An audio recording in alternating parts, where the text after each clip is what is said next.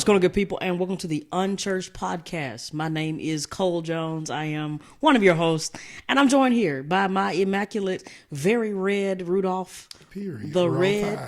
the red sweatered reindeer, Mr. Antonio James Andrews. How are you doing, good sir? I'm good, and we're also joined by Locumus. Of course. I'm great. How are you? I'm doing all right. I'm doing all right. I'm gonna make it by. Yes. All right. So I just want to apologize to our audience because we have been MIA for the last several days. Yes. I got under the weather, and then AJ got under the weather, and we just been over here fighting for our lives. Listen, the devil didn't want us to get this word out. Exactly. Like it was not going well. It was not going well. Y'all, when I tell you I was beat down, I thought I was better. I thought I was better last week. And then so I went to work out 4:45. And when I tell you, I felt like a train hit me, trucked me. I was like, oh, this is how it ends. And so I spent a lot of my week last week canceling meetings and going to the ones I could go to, trying to get back. But I feel better. Even if I don't sound better, I feel better. That's good. That's good.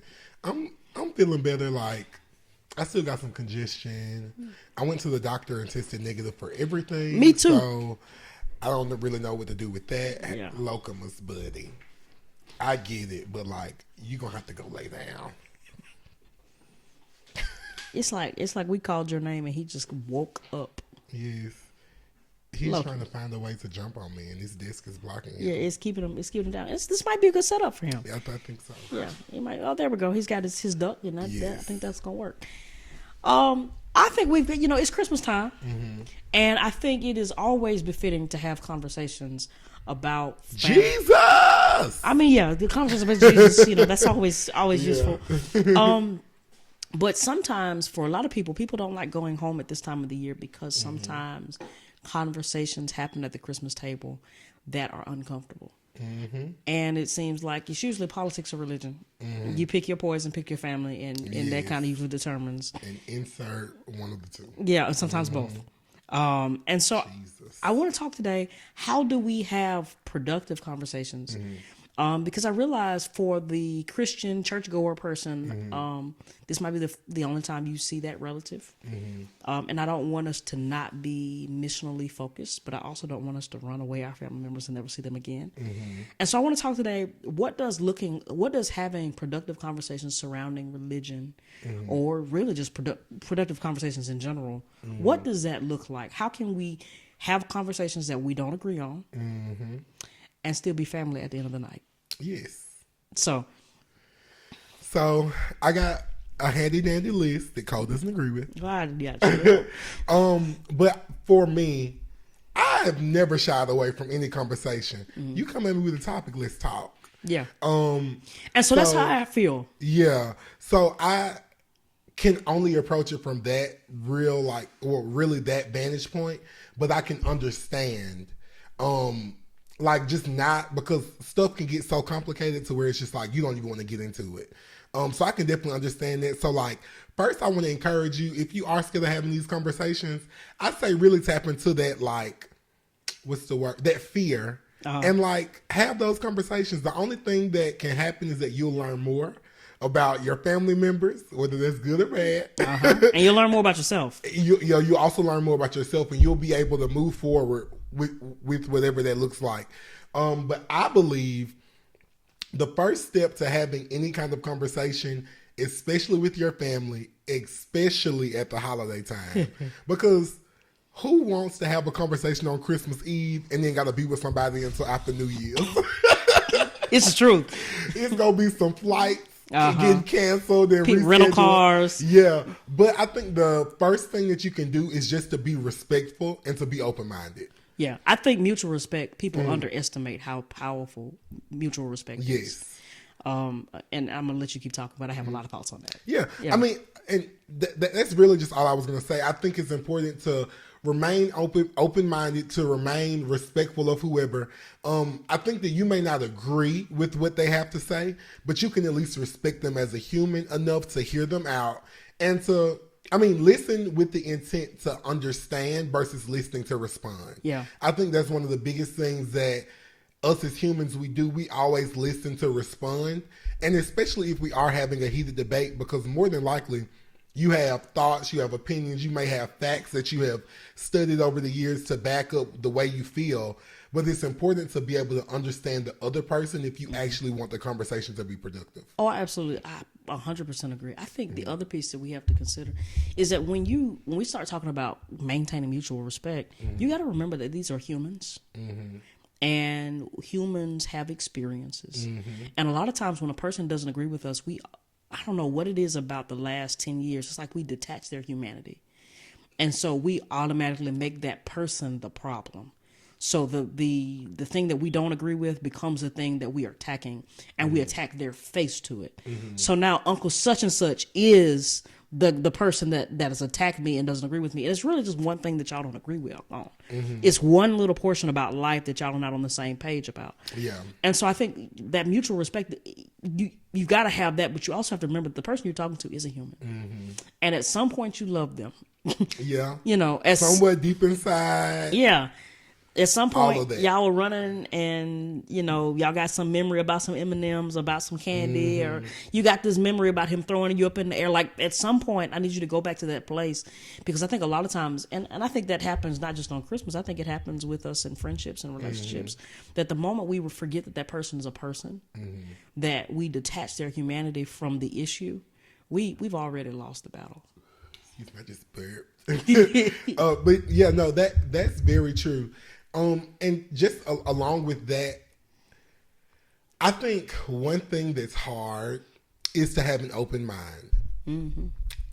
Like I said, especially when you've done so much studying, you believe what you believe with everything that's in you, every fiber, every being, every little ion, atom, every little thing in you believe it.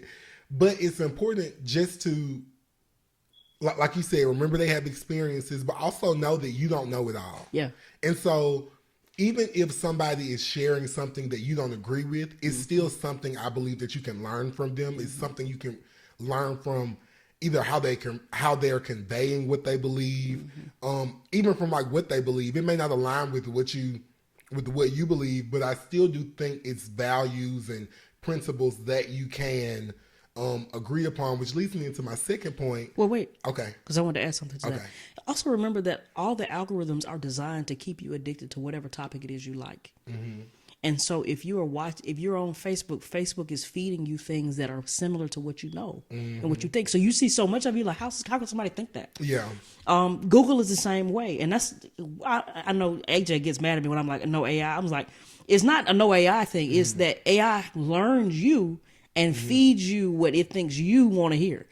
And so, not necessarily, but like Google AI, that's exactly what it does. Well, Google AI and ChatGPT, they learn you. That's their job. And they're supposed to learn how you would write, learn what ideas you would come up with so that it's useful to you. And so a lot of times, it's not that I'm anti-AI, because I use AI every day. It's not that I'm anti-Google. I use Google every day. Anti-AI that has been calibrated for somebody else. No, for the purpose of this podcast, I want to make sure that we're bringing a perspective. The purpose of the podcast is it's the Unchurched podcast. Yes. I want to make sure that we're always providing a healthy biblical foundation and not a Google foundation, because Google is not saved. Yeah. And that's always my weary place. I think it comes up with all the great things, and I'm all for inclusion. I'm all for all these other things. But sometimes I think that we have to be careful, especially like I don't use AI to Bible study. And Logos discover. Yeah, I don't use AI to Bible study, but I do use Google. Yeah. Yeah. I think so.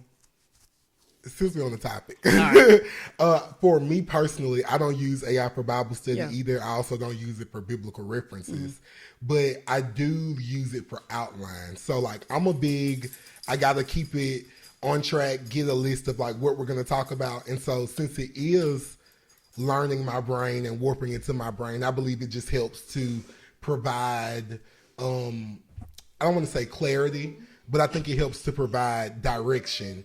Because, you know, like we've talked about, y'all, we get out on a tangent. And another tangent is Locum is throwing a fit. Oh, I should have never called. And I tried to ignore, but Loki pooed it. I don't know if you smelled it. Loki did he? Farted. Oh, yeah. buddy. But yeah. But to the second point, I think, based on my list, yeah. So it is to basically find an area where you guys can agree on. And I think that's very important. Oh, Locum, is you trying to kiss, buddy? Buddy, calm down. Thank you. Sorry, TTYL. But as with the topic that we were discussing about religion and having those conversations at the dinner table about religion, politics, whatever, I think the way that you can keep it respectful is by finding areas that coincide or that agree. So you may be Buddhist and I may be Christian, but I do think it's values that we can find, like, okay, we all want world peace. Cool. Okay, I'm not Buddhist, so I don't know, so I also don't want to offend, but like, we believe we should go to the church on Sunday. Cool, like, we can find stuff that we agree on. Like, okay, we don't want kids being killed. Cool, we can talk about that. And so I just think as you're having those conversations and you're keeping that open mind, you're less likely to have a disagreement or to get into a heated discussion or argument if you're able to find areas that are common. And I think a lot of the times those, like, that tension is built up because you feel like they aren't understanding you, but when you realize there are similar values, you're able to, like, listen to them more, you're able to understand their perspective. And I just think that overall helps it remain respectful. So my second point is to find areas that you are common or similar. So I agree and I really don't agree. Okay. And I think finding common ground is usually a really good tactic, especially for helping people, to help you get on the same page. I also think, though, that for the sake of Christianity and the gospel, I think it is a really dangerous thing to try to pretend like all world religions are safe. I think it's a really dangerous game we play. Because, right, if what I believe is true about the gospel, Jesus is the way, the truth, the life. No man makes it to the Father but by him, right? And so if what that's what we believe. If what I believe is true, and if what I believe is true, that means that nobody else is getting there but by him. Okay. And so I have a hard time trying to play the game like, oh yeah, we all want world peace. And in some instances it's true, but in some instances it's just not true. What I do think, though, is finding common ground with what we want out of life can help us see each other's humanity. But I for one don't believe that we avoid heated discussion. I think that we need to be civil. I don't think that we avoid conflict because those two, like, other world religions or other religious ideologies are in conflict. Like it is in conflict. And so we're talking about the topic. I kind of have a problem with the idea that we're just going to avoid the conflict, or that we're not going to try to offend, and we're just going to try to say we agree. And I'm with somebody that I love, and I'm not saying like make Christmas dinner about let's get you saved. Like that's not what I'm saying. But what I do have a problem with, if we're going to have the conversation, let's have the conversation. Like, and you may not agree. I remember being in the 8th grade. One of my best friends in middle school was a Jehovah's Witness, and I remember being in the 8th grade, sitting in the computer lab, and I remember he said we were arguing about 144,000 people will only make it to heaven. Okay, so pause. Hold your story. Hold your point of your story. That always has thrown me off because, and I don't want to offend, but with my brain thought process, if only 144,000 is going to make it in, they've already made it. Yeah. So like what? Well, and that was part of the conversation we were having. Yeah, that was part of our conversation we were having. Yeah, and like, so you're not making it, buddy. So we were arguing over the scripture. And what I found out is both of us had Bibles. The next day I said, all right, you bring your Bible. I'm going to bring my Bible. He brought his Bible. I brought my Bible. We turned those Bibles to Revelation chapter 12, and they did not read the same. They didn't even read remotely the same. Okay. It wasn't like a New Living Translations versus King James issue. Like those, they weren't even, the stories weren't even close. And so I don't think that it's safe to be like, oh, but you're good. Like I think as somebody I love that is a negligent thing. Because if I say that I love you, how am I like? I'm not saying you got to go and attack everybody's lifestyle, but if we're going to have the conversation, if I say that I love you, how would I keep you from the most valuable thing that there is? But see, to me, that perspective, and I understand where you're coming from, but that also makes it sounds like you're just not being open-minded. And like you said, if what we believe is true, which we believe it's true, but they also believe it's true as well. So that's why I think it's important to be able to find those commonalities, because yes, some of the I don't want to say small stuff because Jesus ain't a small thing to me and what I believe, but I think it would be even more negligent to push somebody away by not at least trying to understand where they're coming from, their thought process, and what they believe. I do too believe it's a time and a place. Like if we're just discussing whatever over Christmas, that's not the time for me to try to, I mean, it can be, but I just don't think like that's the time for me to be like, what you're saying is gonna get you not into heaven. Like that, but that's just me. And I don't think, and I don't want it to be misconstrued. I don't want people to shy away from the conflict or to shy away from the disagreements, because I believe that that's the only way that you can grow is by getting to a place where you are okay with having that discourse. But I do believe that like it's a certain way that you go about it. Oh, I agree with that. Yeah. And I just think that if the end goal of the conversation is for you to what's the word? To I can't think of it, but like if the end goal is like you've set out in your head, you're starting this conversation with the goal to I'm adding in words because I'm trying to think of the word I'm looking for. But if your end goal is to get them to convert, that's what I'm looking for, to a different religion, then I don't think that you're actually entering into it with an open mind.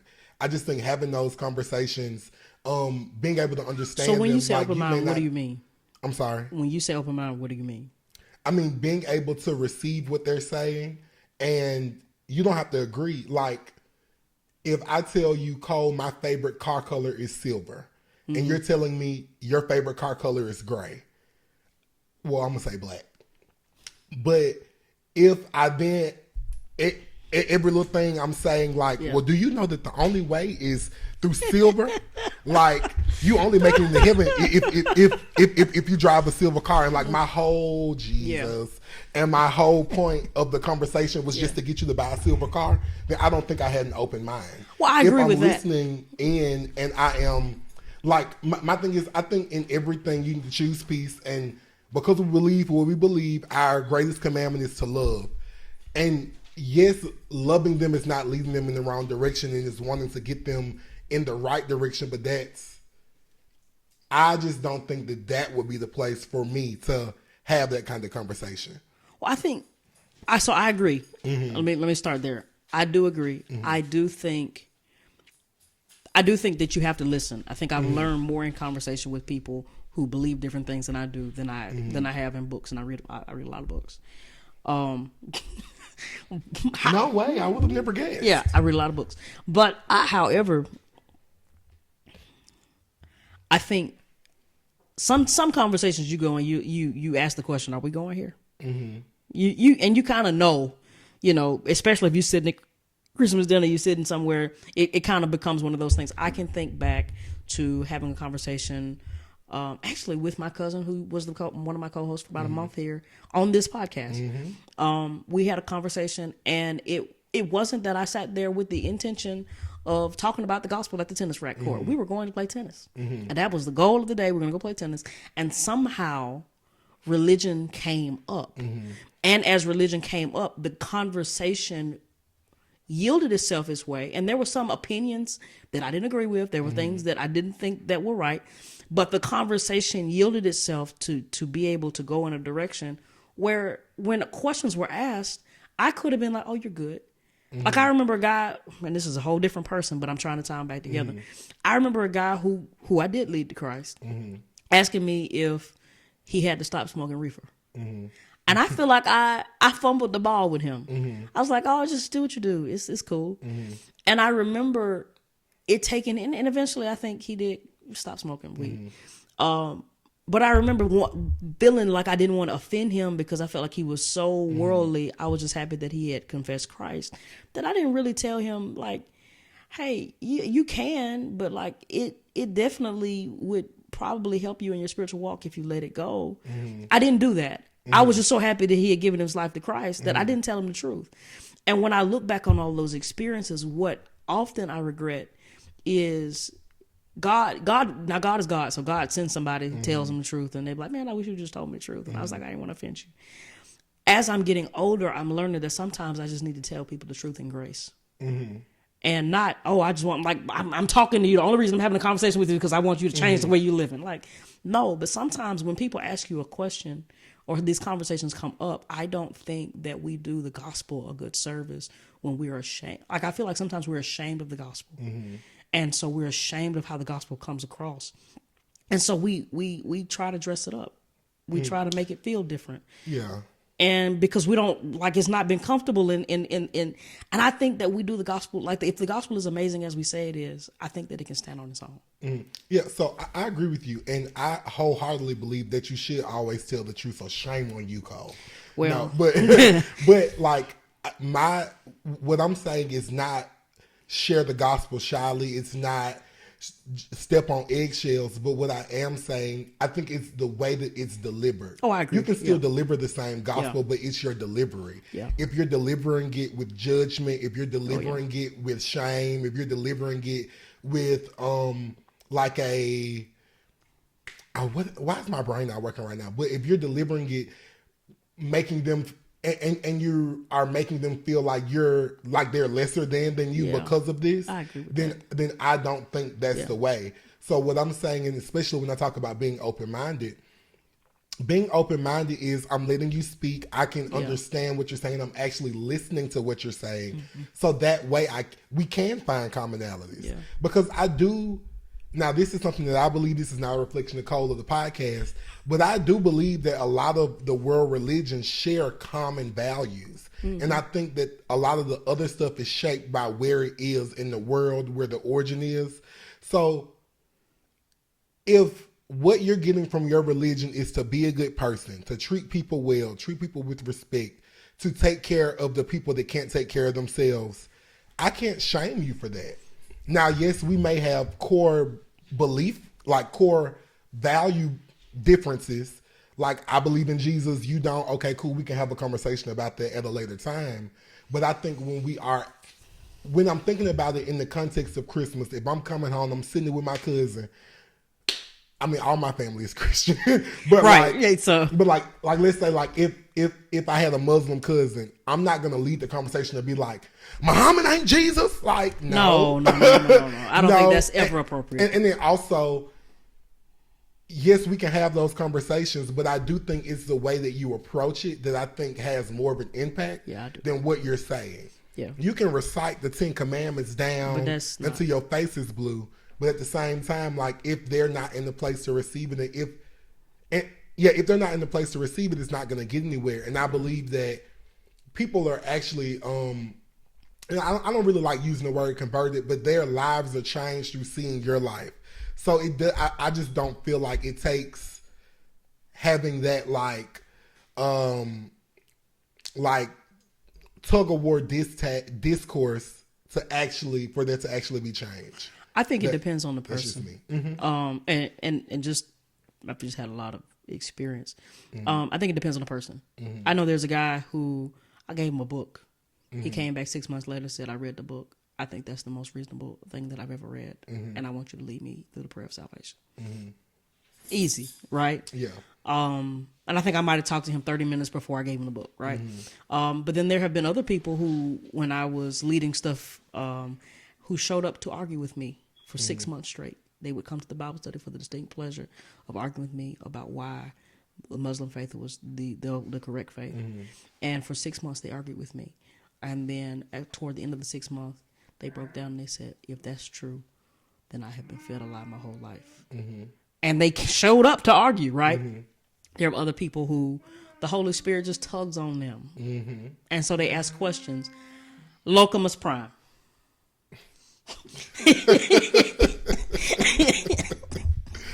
And so I think that God deals with people differently. Yes. I think it is so important, though, for those of us who are Christians to be prepared to have conversations. Yeah, I agree.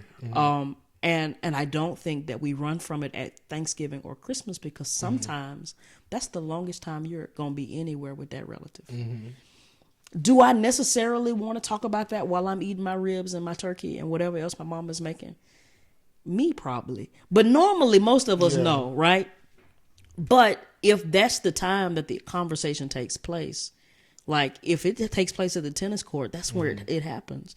But I think a lot of us, I'm about to say this is about to be really harsh, okay? A lot of us are third grade Christians. And I had that realization today. I was literally sitting in church. A lot of us are third grade Christians masquerading as like we are 65-year veterans in the game, and we don't know the first. We know Jesus. What's the right answer? Jesus. Anything but Jesus. Like, it ain't the answer. And while that's true, I don't think for a thinking generation that works. Which is primarily why we do this podcast every week. Like, I think that a lot of us need to be in a place where we can have conversations. Yes. When that relative says, why is the party that claims to be Christian against abortion? We got to be able to have conversations. Because I'm not an evangelical Christian. I mean, I am a Bible-believing Christian. But like evangelical as in the political term. But I've got a lot of people who I talk to on a regular basis that want to know, why is the party that claims to be Christian values over here against this thing?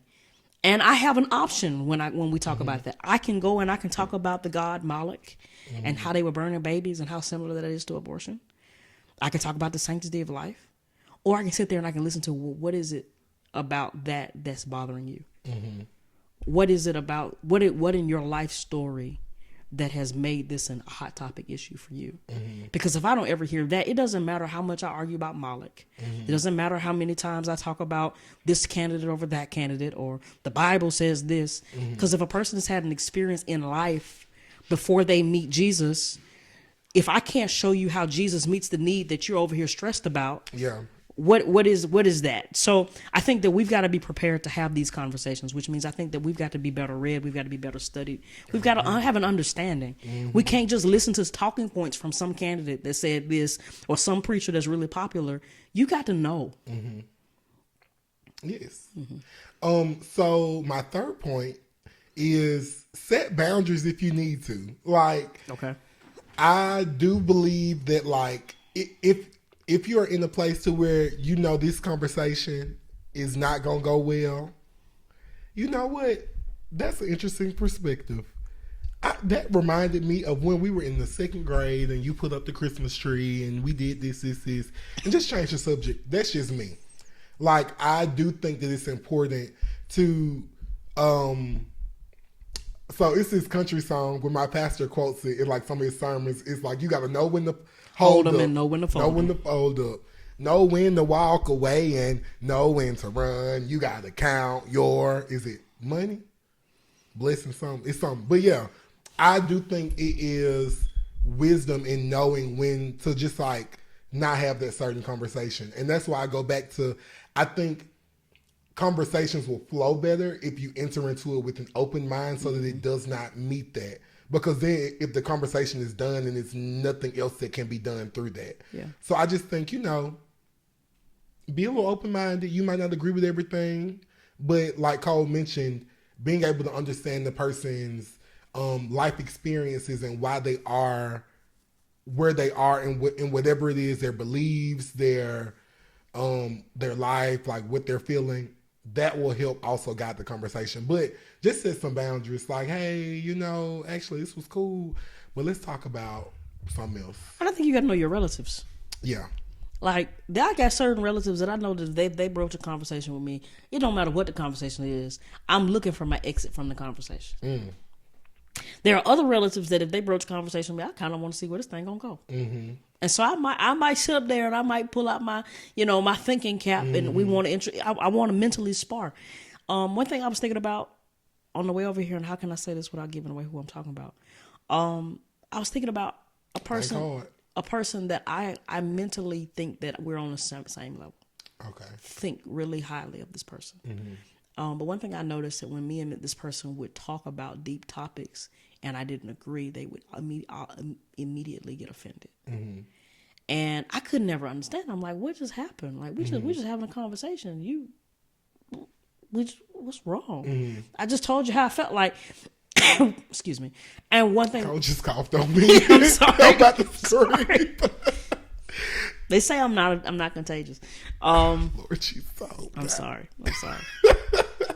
But one thing that I came to realize is that we can't have hard-hitting conversations and maintain relationship. And so I had to decide, are we going to have hard-hitting conversations or are we going to have intimate relationship? And so for that season, I chose intimate relationship. Now we don't have neither. And so I think knowing your relatives, knowing your family members, Uncle such and such is gonna get drunk and he gonna go crazy. He gonna go off in the middle of that and he gonna go off on a rant. I got a relative that I remember went on a rant the day after Christmas one year talking about paper never dries. Don't know where that came. Oh Lord, yes. Paper never dries. I mean, was on that horse for 6-7 hours. Okay. Talking about paper never dries. Sat in the same seat, going over there, and like I got up from the table several times because I was like, this is nonsense. But thought that it was the most deep concept. Was talking about because paper never dries, money never dries. Craziness. So it's like it's water wet. Okay. It was right. Yeah. And so, but when I look back and I think about that relative comes up with things like that all the time. So trying to engage in deep philosophical conversation with that relative, although they think that they can, is not going to be beneficial, and it may make me more angry. Realizing, so because I know that relative, I'm gonna hang out in that conversation for 15 minutes, and I'm gonna get up and go play cards. Like, where's the cake? Right. You want to slice? Did you make me some of that punch without the red stuff? Because I don't do the red stuff. And my aunt usually does, right? So, but I think that knowing your relatives is really important. So the next one is acknowledge the differences without debate. So, of course, I think it's very easy to enter into the space of a debate whenever there is a difference because each side want to prove their point. Each side is like, no, I'm right because X, Y, Z. And then the other side is going to be like, no, you're wrong because X, Y, Z, that's the end of it. So Z, Y, X. Yeah. But because of all of that, but I do believe it's easier to keep the conversation positive if you just aren't in a space like you said, knowing who you're talking with. I think there are people that you can have conversations with that are open-minded, that are whatever, but you know who not to have conversations with about certain stuff with, to not get into a debate. So don't go and have a deep philosophical conversation with the debater of the family and think you're not going to debate because it's just not going to happen. It's not going to happen. I think the other thing that I want to, I think the part that I really wanted to push against is the whole idea that we can't have debate. Okay. Again, I think that goes back to knowing your relatives, knowing who you talk to. Don't sit down with the intent to debate with the relative that pulls out guns. Christmas will get real ugly. If it's the relative that throws blows, I don't think that the debate is not the direction you want to go. Your mama ain't even your mama. I was just telling you about Jesus, boo. No, the relative that's gonna go below the belt is not the relative that you would welcome debate. But I do think that healthy debate is something that our society is missing. I think one of the things, I'm trying to figure out what happened because I remember growing up in a time where debate was welcome, disagreement was welcome, and it did not take away from the person's humanity, our relationship. We could just disagree. We just don't agree. Yeah. I remember growing up and there being people who, you know, you had a Republican and a Democrat married, and they were happily married for 60, 70 years. Now today, people won't even consider dating a person, you know, but we're so polarized. And so I don't want to say let's stay away from debate. Okay. I think that we got to have some ground rules before we go into debate. If we're gonna like really put what we know to the test, we need to first, again, I want to go back to what I said earlier. We got to remember the person's human. We got to know who we're talking to, and then we never want to go below the belt. But I don't think that there's a problem. I think that's why we're so stupid as a society. Oh. And I meant stupid. I didn't mean dumb. I meant stupid. Because I don't think that we leave room for nuance. It was this movie, sorry, that I used to watch growing up. It was called The Stupids. It was the funniest movie ever. Like, the entire family was stupid. See? Like, they were the Stupids. It was so funny. You need to watch it. I still got the DVD. Yeah. Oh, you have the DVD? Yes. Oh, that's how we know it's an OG. Yes. It's an OG. Yeah. It's in my little... Y'all, did y'all ever have those, like, CD holders? Yes. I had like two. I had one that was green and black that had all of my favorite stuff in it, and then I had, what's the one where Cat Dog? I had a Cat Dog one. Oh yeah. That had like all of my like games and all of the extra movies I didn't really care about, but now I really care about. So I'm trying to find my Cat Dog. You got to find all your things. Yeah. Because now it's nostalgic. Yes. So The Stupids. Was in the green one. Yeah. Because me and my cousin watched it every Sunday. But I think that's part of the reason we're so stupid is because we only talk to people who agree with us. Yes. And if we only talk to people who agree with us, we only engage in conversation with people who agree with us, and then people are like, yeah, you're right, and it's the stupidest idea ever, and nobody ever says, no, have we thought about that? And like have you, like, repeat back to you what you just said, because what you just said sounds dumb. So let me translate. My generation with X. Z. Yeah. Oh, because X is before me. Yeah, X is like, but two delusional best friends telling each other exactly. That's how it should be going on. But yeah. But I think that we have for so long perpetuated the yes, you got that. Yes, you got that. And your friend is like over here an idiot, and with idiot ideas, thinking these idiot ideas are great. And I think that is such a dangerous. It is. It's a dangerous place to be, because when you do engage in conversation with somebody who has learned or studied or has a different perspective, your ideas have never been tested or tried. And maybe I just grew up in a household where this was safe. I think I would rather you share your ideas that are untested, unfounded on people who love you, than for you to get out in the middle of the street and get embarrassed. Yeah, that's true. And I do agree with that. I do believe that engaging in conversation is productive. I do believe that you can't just be around you can't be two delusional best friends telling each other exactly. But I think, and I'm not really sure where the disconnect started to happen, but I do think that, at least for me, I don't have an issue with having any conversation with anybody, but it's the way the person, their tone, and the way that they're delivering what they're saying. And going back to what I mentioned earlier, you can have any conversation with anybody belittling them or having a condescending tone and then think that they're actually going to be receptive. No. So that's why... And they're going to be mad at you by the end of the night. Yes. And so I think we have to check ourselves, because I think we sometimes don't even realize we're being condescending. We don't even realize we are being argumentative. But that's how it's coming across to not just that person, but to a lot of people. But because you are in those spaces where people are like you have those like minds, they aren't going to tell you. And then also some people just don't care enough to tell you. Yeah. Like, so I do think that you do have to check the way that you are talking to people when you're having those conversations. So that way they're actually able to receive what you say, what you're saying. Absolutely. I think that is so important. And here's, at the end of the day, I just don't want you to be dumb. Like, and I say condescending. I'm not even saying it as just saying dummy. No, I'm trying to. So like, sometimes I think I use shock factor because I feel like in society today we don't use shock factor anymore, and so everybody is so coddled and so like I don't want to hurt your feelings. And sometimes I feel like you need a big brother that says that that's stupid.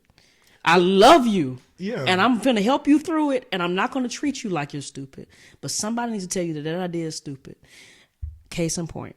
Okay. Case in point. Case in point. I'm going to let you cook. I like when y'all get your hair done, ladies. I really do. But somebody has to tell y'all that this purple gray hair looks stupid. Purple gray? You haven't seen the purple gray hair that these 20-year-olds walking around with? It look like purple gray hair. Okay. Yeah. So honestly, what that is, as somebody that does hair, their stylist may have just left the toner on there too long. But it seems like there's a lot of people doing the same thing. Because it's very tricky. So so it's a mistake. Yes and no, unless that's the look they're going for. And that's from my grandma. I remember growing up, every time, and see, this is why you gotta have thick skin. And I got thick skin. I remember it would be times where I was growing up and I would be like, hey grandma, I wanna wear this, I wanna wear that. And she would just be like at some point she stopped telling me no, change, whatever. She just be like, if that's the look you going for. So I think sometimes she's gotta tell people that's the look you're going for. But small tangent from a hairstylist. So the 613 hair, which is the bright blonde hair, you'll put in a purple or a blue toner. Educators. Yeah. So you'll put a purple or blue toner to take out the brassiness of the blonde. And it'll be like a snow white, almost gray. And so you're able to dye it whatever colors. If you leave that toner on too long, whether it's purple or blue, it'll then, because the hair is blonde, it'll lock onto that hair. Oh. And so sometimes, like I said, some people like that look. And I think it's cute. Cole just don't like it. But like, that may just be what's happened. And also, now we're in the years of everybody do their own hair. I know. So some of these people really probably just leave it on too long, and that's just the look they go for, and that's just what they like. But that's usually. And I say that with some comedic dry humor. No, I just had to add in. You know. I say that I say that with this. You know, Bob, but I know him. So right. that's why this works. We take my gifts and visit with your gifts and usually glorify God. There we go. But I say that with a tinge of comedy, but also, but like, I think, how I remember growing up, my daddy would say stuff to me that I hated. He would be like, your breath stank. Why was I just about to say that? And I agree with you. I do think that we do have a very, I don't want to say, so I feel like it's a double-edged sword because I do like that the newer generation, including myself, is like emotionally aware. Yeah. And I think that's something, especially in the Black community, that has never been. Mm-hmm. And especially when we think about coming from slavery, you weren't seen as human enough to even feel your emotions. So of course Big Mama's strong because she had no choice. She had no choice. They kept taking her babies. Yeah, of course Granddaddy is strong because if he was to even talk back, say anything, he would be emasculated in front of his entire all his homies or killed. Yeah, so of course the older generation I don't think really had access to their emotions like we do now. So I don't really want to say I feel like we're more sensitive. I just think that we actually have the words to say, to be able to express the way that we've always felt. Mm-hmm. It's just now we have the freedom. Because now I can't get killed for telling somebody like you got me messed up. Amen. Yeah. But I understand that, but I do think there is a sector of people that are just overly sensitive. You can't tell them nothing. But if my breath stank, tell me my breath stank. But you can tell me in my ear. Yeah. Now don't get up on the mic. Do not get up on the mic and be like, we need a mint on row 5 because Brother Andrew's breath smell like chitlins and hog maws. But I think growing up with a daddy who I knew would be like, your breath stink, caused me not to get offended about the small stuff. Yeah.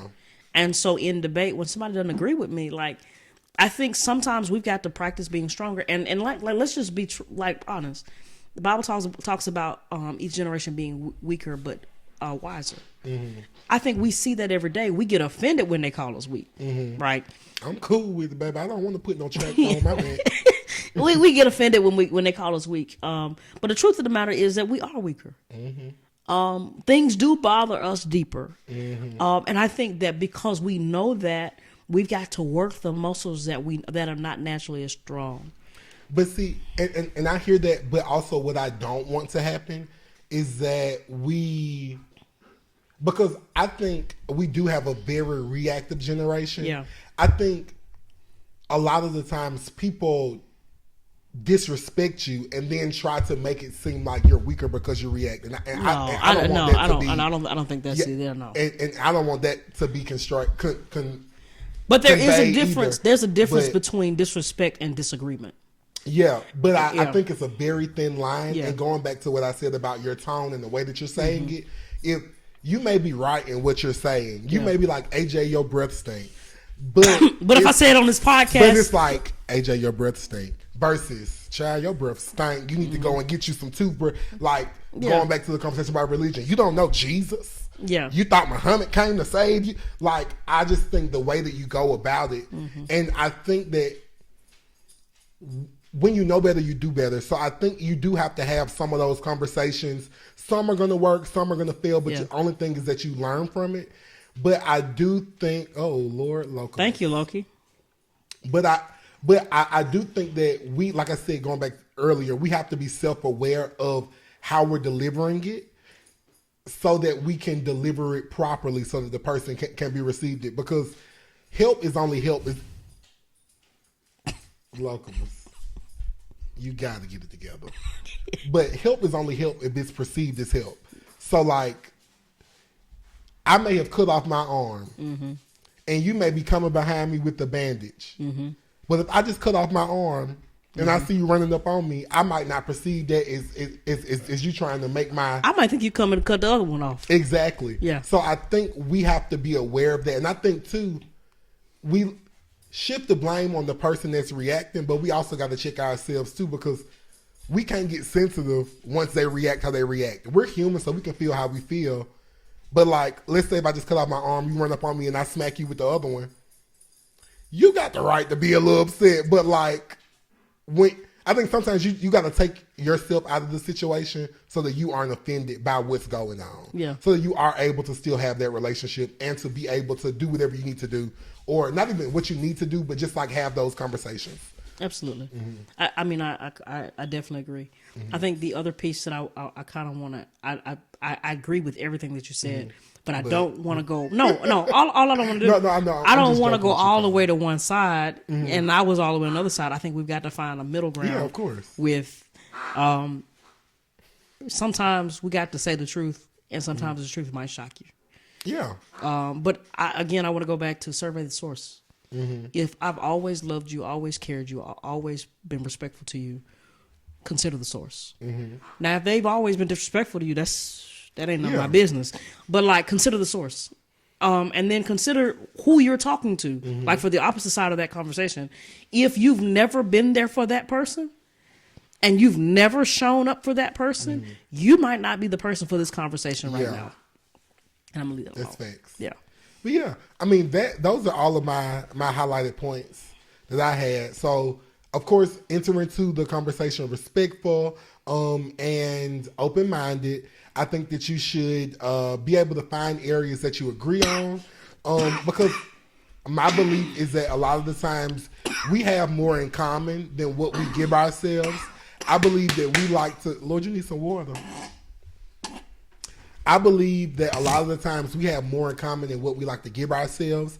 And I think that if we focus on our commonalities versus our differences, then we'll have more productive conversations. And that's just me. The third is to know when to put boundaries up. That's just that, like, if you got to tell Uncle Leroy that, listen, Uncle Leroy, we just can't talk about this. I love you with everything in me, but this just ain't here for us. And then also just learning how to have those debates and that conversation without it getting nasty. Yeah. So. I agree. Yes. I agree. I think at the end of the day, I don't want us to run from having conversations. At all. If I wanted us to run from conversations, the Unchurched podcast would have never been born. But I do think that we can be respectful. I think that we can consider the people, and that we can always show the love of Christ, even if they decide that that's not what they want to believe. Yeah. I believe. Oh, also, and check yourself. Yeah. Like, sometimes it's not what you're saying, but it's how you're saying it. So even if you got to sit in front of the mirror and practice, like, okay. Practice? Yeah. Practice. Because honestly, you have to see yourself. Because for me, you know, I'm very expressive with my face, this and that. I didn't realize it until I saw myself. Yeah. So it makes me more conscious of when I am having these difficult conversations. Okay. Like, and so my best friend Jamal says that this is kind of bad, but like, whenever stuff gets difficult, I just go flat-faced. You do. Because I don't want to look crazy and then it escalates it. And it's really hard to read you. Yeah. Yeah. And it kind of make you feel like you like don't want to be here no more. Oh, no, I love conversations like this. It's just, I've learned, I think you would prefer the flat face than the other one. So I just go flat. Yeah. So that way I don't offend. But also with me, I know I'm always open-minded. So I'm always into the conversation. And I'm a person, I believe that we can just agree to disagree. Like, it's not my job to convince anybody of my beliefs. It's not my job to coach anybody. Because at the end of the day, whenever you die, whenever I die, I got to answer for me.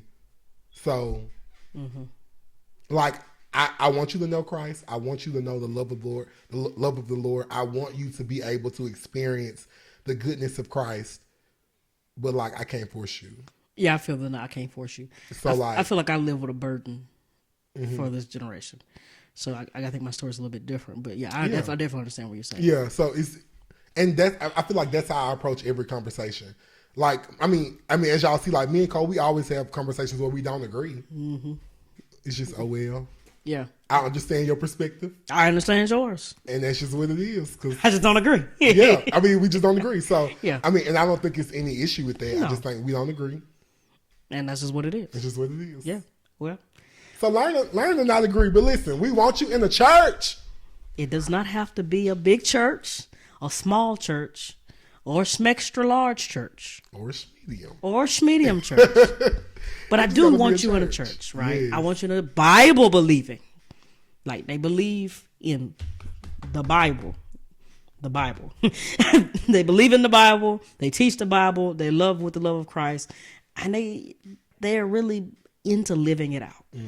If they can do that, I think that that's a place that you can grow and become who God wants you to be. Y'all be blessed.